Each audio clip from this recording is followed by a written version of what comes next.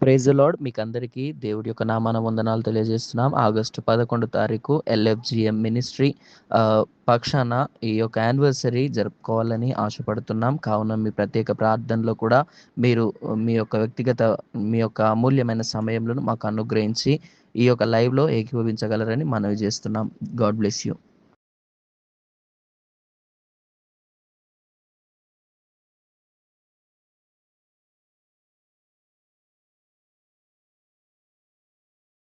Praise the lord. దేవుని యొక్క పరిశుద్ధమైన నామానికి వందనములు, కృతజ్ఞతాస్తుతి, స్తోత్రములు తెలియజేస్తున్నాను.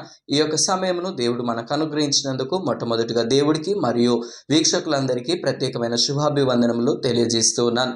ప్రాముఖ్యంగా ఈ దినమున దేవుడు మనకు ఇచ్చిన వాగ్దానము మొదటి తెస్సలోనికీయులకు రాసిన మొదటి పత్రిక 5వ అధ్యాయము 12వ వచనంలో మనం జ్ఞాపకం చేయబడుతుంది. మరియు సహోదరులారా, మీలో ప్రయాసపడుచు ప్రభువునందు మీకు పైవారయ్యుండి మీకు బుద్ధి చెప్పు వారిని మన్నన చేసి వారి పనిని బట్టి వారితో ప్రేమతో మిక్కిలి ఘనముగా ఎంచవలనని వేడుకొనుచున్నాము. ఇక్కడ జ్ఞాపకం చేసుకుంటున్న విషయం ఏంటిది అనగా, ఇక్కడ మనకు కావలసినది ఇక్కడ మనకు అనుగ్రహించబడుతూ ఉంది. మరియు సహోదరులారా, దేవుని ప్రియులారా, ఇక్కడ చూడండి, అపోస్తలుడైన పౌలు తెస్సలోనికీయులకు రాస్తూ ఉన్నాడు. ఏమని రాస్తున్నాడంటే, మరియు సహోదరులారా, మీలో ప్రయాసపడుచు ప్రభువునందు మీకు పైవారయ్యుండి మీకు బుద్ధి చెప్పు వారిని మనన చేసి, అనగా బుద్ధి చెప్తున్న వారిని చాలా జాగ్రత్తగా వినడానికి ఇష్టపడాలని దేవుని యొక్క వాక్యంలో జ్ఞాపకం చేయబడుతుంది. ఈ దినాలలో మనం చూస్తూ ఉన్నప్పుడు మనము దేవుడి యొక్క సువార్తను వెదజల్లుతూ ఉన్నప్పుడు దానిలో లోపాలు తీసుకొని వచ్చేవారు చాలా మంది ఉన్నారు. ఈ విధంగా చెప్తున్నారు అని. కానీ దేవుని వాక్యము యథార్థమైంది. ప్రతి ఒక్కరి దగ్గర ఒకటే రకంగా ఉంటుంది. కానీ మనుషుల ఆలోచనలు ఏదో ఒక విధంగా దేవుడి యొక్క మాటను నిర్లక్ష్యపరుస్తూ ఉన్నారు. కాబట్టి దేవుని ప్రియులారా, మనం చాలా జాగ్రత్తగా దాన్ని పరిశీలించి నడుచుకోవాలని దేవుని యొక్క చిత్తమై ఉంటుందని జ్ఞాపకం చేస్తున్నాను. వారు చెప్తుంది ఒకవేళ తప్పు అయినా కూడా అవును అని చెప్పి దాన్ని సరిచేయడానికి ప్రయత్నం చేసినప్పుడు మనం ఎంతగానో దీవించబడతాం. దేవుని ప్రియులారా, ఇక్కడ చూస్తూ ఉంటే వారి పనిని బట్టి వారిని ప్రేమతో మిక్కిలి ఘనముగా ఎంచవలెనని వేడుకొనుచున్నాం. ఎందుకు కొందరిని ఘనముగా ఎందుకు ఎంచాలి అని అంటే, వారు చేసిన త్యాగము, అనగా వారు చేసిన త్యాగము అంటే ఏంటిది అయ్యగారు అని మీరు అడగవచ్చు. ఏంటిది బ్రదర్ అని మీరు అడగవచ్చు. వారు చేస్తున్న త్యాగం ఏంటిది అని అడగవచ్చు. కానీ ఇక్కడ జ్ఞాపకం చేయబడుతుంది, అంటే వారికి ఉన్న లిమిట్, అనగా వారు చేయవలసిన లిమిట్ని బట్టి వారు ఏదైతే చేస్తూ ఉన్నారో దానిని బట్టి వారిని ఘనంగా ఎంచాలని దేవుని వాక్యంలో జ్ఞాపకం చేయబడుతుంది. ఎందుకంటే మనము దేవుడి యొక్క జత పని వారముగా ఉన్నప్పుడు, దేవుని ప్రియులారా, మనము దేవుడితో సహవాసం కలిగి జీవించినప్పుడు మనము ఇతరులను మేలుకు ప్రయోజకులుగా తీర్చిదిద్దడానికి దేవుడు తన కృపను అనుగ్రహిస్తారు. ఎందుకంటే ప్రతి ఒక్కరు స్కూళ్ళలో చదువుకున్న వారు ప్రతి ఒక్కరు ఉన్నారు. అంటే చదువు రాని వారు ఉన్నారు, చదువుకున్న వారు ఉన్నారు. ప్రాముఖ్యంగా స్కూల్స్లో జరుగుతున్న విషయాలను నేను చెప్తున్నాను. ఎందుకంటే స్కూల్లో టీచర్ చెప్పినప్పుడు వింటే వాడు గొప్ప ప్రయోజకుడిగా మార్చబడతాడు. అదే వినలేదనుకోండి, టీచర్స్ ఎప్పుడన్నా బయట కనిపించి ఇది ఇది అని అన్నాడు అనుకోండి, ఈ పని ఆ పని అని తెలియక వారు సిగ్గుపడే స్థితికి వారు వస్తారు. అంటే వారు చెప్పినప్పుడు వింటే బాగుపడే స్థితిలో ఉంటారు.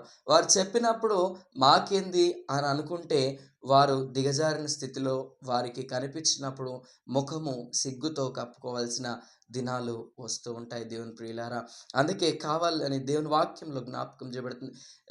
మరియు సహోదరులారా, మీలో ప్రయాసపడుచు ప్రభువునందు మీకు పైవారయ్యుండి మీకు బుద్ధి చెప్పు వారిని మన్నన చేసి, బుద్ధి చెప్పు వారు తక్కువ ఉంటారు. దేవుని ప్రియులారా, ఎందుకంటే వారు చెప్పింది మనం వినకపోతే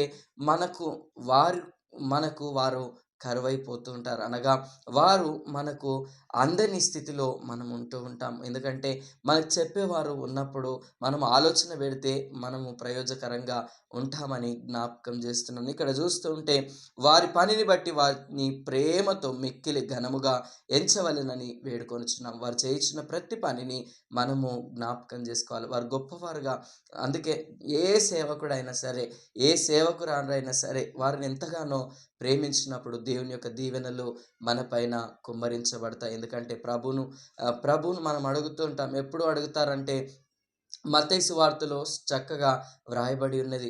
మీలో ఒకరికి చేస్తిరి గనుక నాకును చేసినట్టే, మీరు ఒకరిని చేర్చుకుంటిరి గనుక నన్నును చేర్చుకున్నట్టే అని దేవుని వాక్యంలో జ్ఞాపకం చేయబడుతూ ఉంది. దేవుని ప్రియులారా, ఇక్కడ చూస్తూ ఉంటే తెస్సలోనియులకు రాసిన పత్రిక, మొదటి పత్రిక 5వ అధ్యాయము 12వ వచనంలో ఆ విషయములు ఈ విధంగా జ్ఞాపకం చేయబడుతుంది. తర్వాత 13వ వచనంలో చూస్తూ ఉంటే 13వ వచనంలో 2వ భాగం, మరియు ఒకరితోనొకడు సమాధానముగా ఉండుడి. దేవుని ప్రియులారా, ఈ మధ్య సమాధానం అనేది ఎక్కడ కూడా కనిపించట్లేదు. ఎందుకంటే వీరేంది నాకేంది వీరు చెప్పేది, వీళ్ళెంత నాకు చెప్పేది, వీరెంత వాళ్ళు నాకు చెప్పేది అని ఆలోచన చేస్తున్నాం.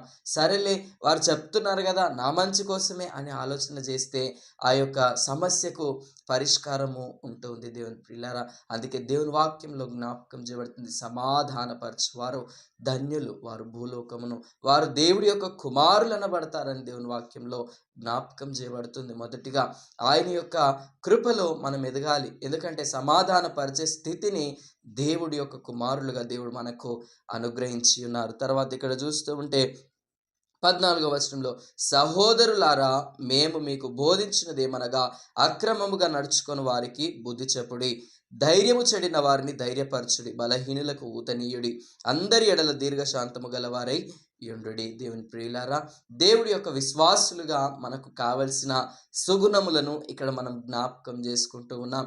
ఏంటిది అనగా, మొదటిది సమాధానముతో ఉండాలి. తర్వాత బోధించేది ఏంటిది అనగా, అక్రమము చేస్తున్న వారిని బుద్ధి చెప్పాలి. అంటే అక్రమంలో నడవవద్దు అని బుద్ధి చెప్పాలని ఇక్కడ జ్ఞాపకం చేయబడుతుంది. తర్వాత ధైర్యం చెడిన వారిని ధైర్యపరచుడి.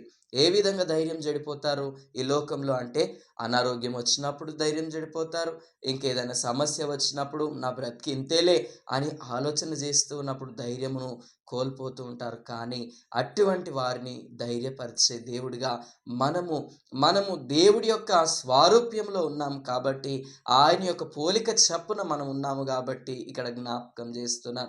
ఆయన కుమారులుగా మనం ఉన్నాం కాబట్టి ఆయన యొక్క సుగుణము మనకు అనుగ్రహించబడాలి.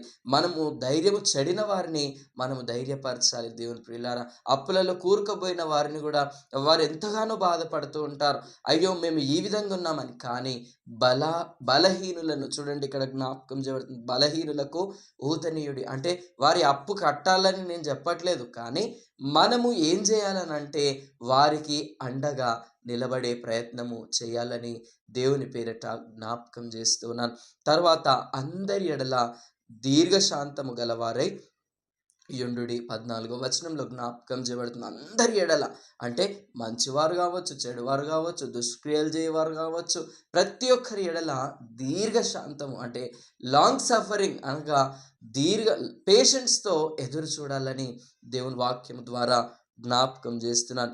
ఎవడును కీడుకు ప్రతి కీడు ఎవరికైనాను చేయకుండా చూచుకొనుడి, మీరు ఒకరి ఎడల ఒకడును మనుషులందరి ఎడలను ఎప్పుడు మేలైన దానిని అనుసరించి నడుచుకొనుడి, ఎల్లప్పుడూ సంతోషముగా ఉండుడి, ఎడతెగక ప్రార్థన చేయుడి అని దేవుని వాక్యంలో జ్ఞాపకం చేయబడుతుంది. కావున మనము ధైర్యముగా ఉండి చెడిన వారిని ధైర్యపరిచి, అంటే ధైర్యము చెడిన వారిని ధైర్యపరిచి బలహీనులకు ఊతనిచ్చినప్పుడు దేవుడి యొక్క కృప మనల్ని ఆవరిస్తుంది. దీర్ఘశాంతముతో మనము ఎదురు చూచినప్పుడు ఓపికకు కలిగిన మనకు బహుమానము దేవుడు అనుగ్రహిస్తారని జ్ఞాపకం చేస్తున్నాను. తర్వాత ఇక్కడ చూస్తుంటే, ఎవడును కీడుకు ప్రతి కీడు ఎవరికి చేయవద్దు, ఎందుకంటే ఆయన పని ఆయన చేసుకునే దేవుడు. అంటే ఆయన ఏ విధంగా మన యొక్క వాటిని మనకు ఉన్న క్రియలను బట్టి ఆయన ప్రతిఫలం ఇచ్చే దేవుడని జ్ఞాపకం చేస్తున్నాను. ఎందుకంటే ఇక్కడ జ్ఞాపకం చేయబడుతుంది, 4వ అధ్యాయం దెసలోనికీయులకు రాసిన మొదటి పత్రిక 4వ అధ్యాయం 18వ వచనంలో, కాబట్టి మీరు ఈ మాటల చేత ఒకరినొకడు ఆదరించుకొనుడి. ఏ మాటల చేత అంటే దేవుడు మనల్ని ఏ విధంగా ఆదరించారో ఆ యొక్క ఆదరణ చేత మనము కూడా ఆదరించబడాలని జ్ఞాపకం చేస్తున్నాను. తర్వాత మనుషులందరి ఎడలను ఎల్లప్పుడూ మేలైన దానిని అనుసరించి నడుచుకొనుడి, ఎల్లప్పుడూ సంతోషముగా ఉండుడి, ఎడతెగక ప్రార్థన చేయుడి. దేవుడు వచ్చే వరకు యథార్థంగా మనం ప్రార్థన చేసినప్పుడు దేవుడు ఎంతగానో నా జీవితంలో, అనుదిన జీవితంలో దేవుడు తన కృప, కాపుదల, సంరక్షణ అనుగ్రహించి దీవించి మనలను ఆయన రాజ్యంలో జ్ఞాపకం చేసుకుంటారు. అనగా ఆయన రాజ్యంలో మనము ఎత్తబడే గుంపులో ఉండాలని ప్రభు పేరట మనవి చేస్తున్నాను. దేవుడు అటు కృప, అటు కాపుదల, సంరక్షణ, దీవెన అనుగ్రహించి బలపరచును గాక. ఆమేన్. ప్రార్థన చేసుకుందాం. సర్వశక్తి మంత్రుడైన తండ్రి, సర్వాధికారివైన దేవా, నీ యొక్క ఘనమైన శ్రేష్ఠ నిత్య నామానికి వందనములు, కృతజ్ఞత, స్తుతి, స్తోత్రములు చెల్లిస్తున్నాం. అద్భుత రీతిలో మీరు ఇచ్చిన అవకాశమును బట్టి అయ్యా తండ్రి, ఈ దినమున మాట్లాడిన ప్రతి మాటను బట్టి నీకు వందనాలు చెల్లిస్తున్నాం. దీనిని చూస్తున్న ప్రతి బిడ్డను పేరు పేరు వరుసన దీవించండి ప్రభా. అయ్యా తండ్రి, నీకు స్తోత్రములు చెల్లిస్తున్నా. కరీంనగర్ ప్రాంతం నుండి అయ్యా తండ్రి నాయన నీకు స్తోత్రములు. సుమలత సిస్టర్ను మీరు జ్ఞాపకం చేసుకునండి, తన యొక్క హృదయవాంఛన ఎరగండి.